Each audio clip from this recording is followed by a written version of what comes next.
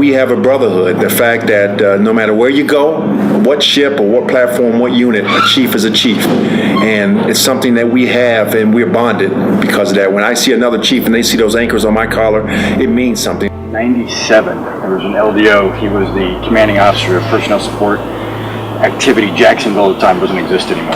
But he stood in front of all of us at PSD Pensacola, and he showed this, and I thought that was pretty cool. And he explained it that he never wanted to forget where he came from as a chief, so he always kept it right next to his heart.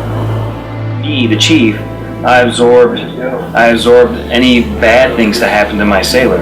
At the same time, I had a chance to correct him. I knew that they were tough, but they were fair. You didn't give them excuses. And you did what you said you were going to do, and you took care of your people. A mentor and to push me because he see the potential in me. I think of my dad, and by the way, happy birthday, Chiefs, happy birthday.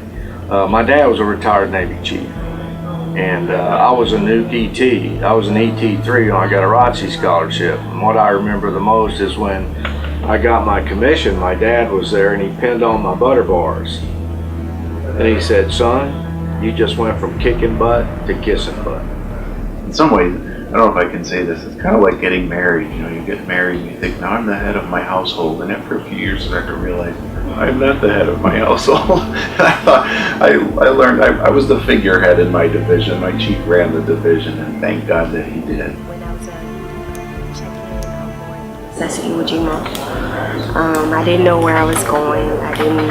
My sponsor wasn't really a sponsor. Chief pulled me aside and was like, hey, do you have a mentor? And I said, no, I don't. And he kind of took me under his wing, and he guided me through everything. Mad Dog Dawson. Mad Dog. He's no longer with us, but he was a BT chief. BMC Vines. He was a fair chief. He was very good to his people.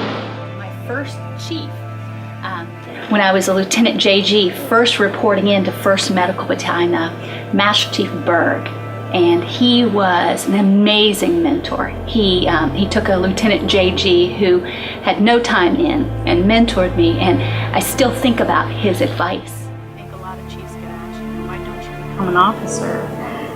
But the pride in the chief is amazing. With some of them, when they're like, I'd rather be a chief. Administrative, whether it's navigation, whatever the craft or whatever division it is, the Navy chief is who we rely on. Unlike any other. And I was a junior ensign on a USS England, a 1,200-pound steam plant. There's 4 1,200-pound boilers, and Mad Dog Dawson was on board. He was a chief, and he was as gruff. He was one of those deck plate leaders that, when he said something, you listened, or else. The backbone of the Navy, and if we don't have that, that kind of support on the waterfront, we're dead.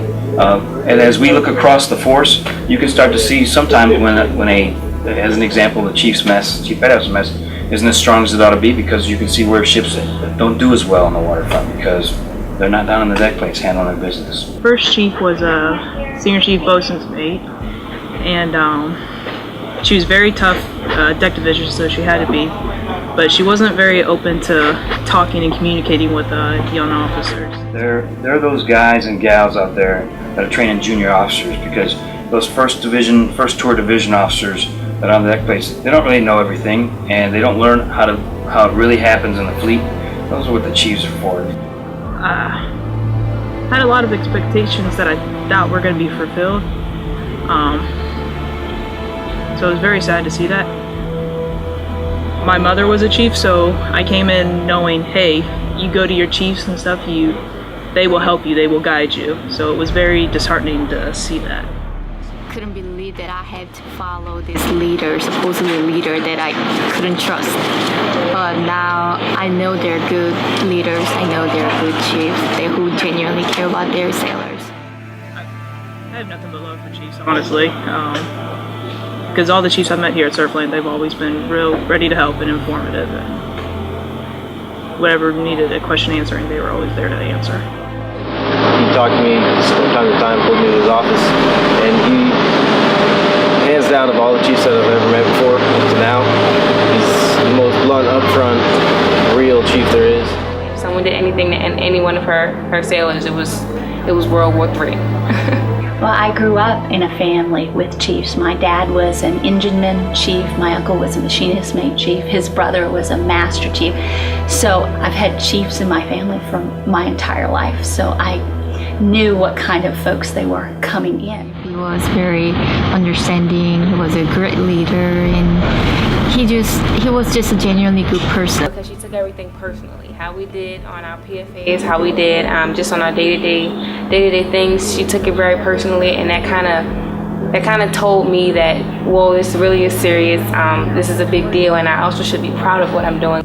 And you could depend on him, and he just made the hard look easy. And you learn a lot. You can't help as a junior officer to learn from such a strong personality. So we had a port visit in Albania.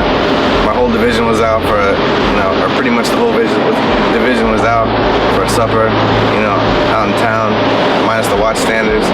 And we ran into BMC Vines, and he picked up all of our tabs while we were out on Liberty.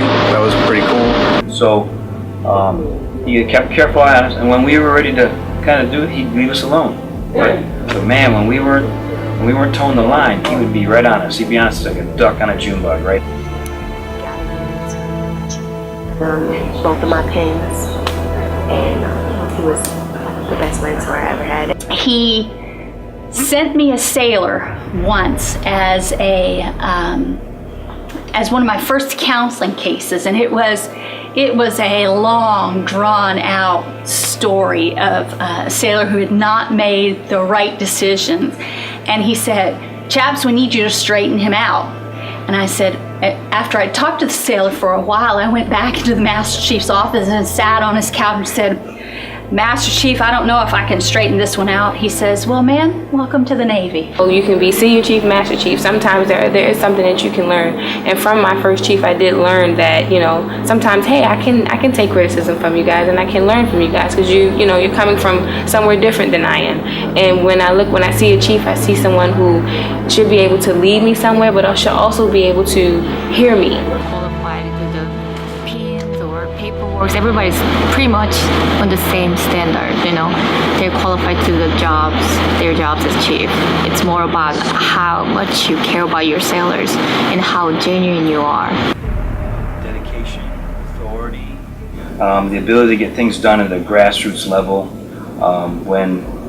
without having a lot of red tape. My absolute favorite part about being a chief is being able to affect sailors' lives, and whether it be, helping that sailor advance even farther, or maybe bringing a sailor along and to counsel him or her because they're going down the wrong path, and not to give up on them, because nowadays it seems like it's one and done. You get one hiccup and we just kind of want to kick you out of the Navy. With all PTS and ERB and all that crazy stuff that's going on. But the bottom line is to affect sailors, for the good, for the betterment of that sailor. And whether they stay in for the long haul or just get 4 good years out of them and make sure that they have a path for success when they get out of the Navy. So it's affecting sailors' lives. And I think what's said best, and Admiral Gumatau said it best, you've affected a sailor's life as you're walking down the street and you're on one side of the street, sidewalk, and across the street is your sailor. And is that sailor willing to take the time out to cross that street and yell at you and shake your hand? That's when you've affected sailors.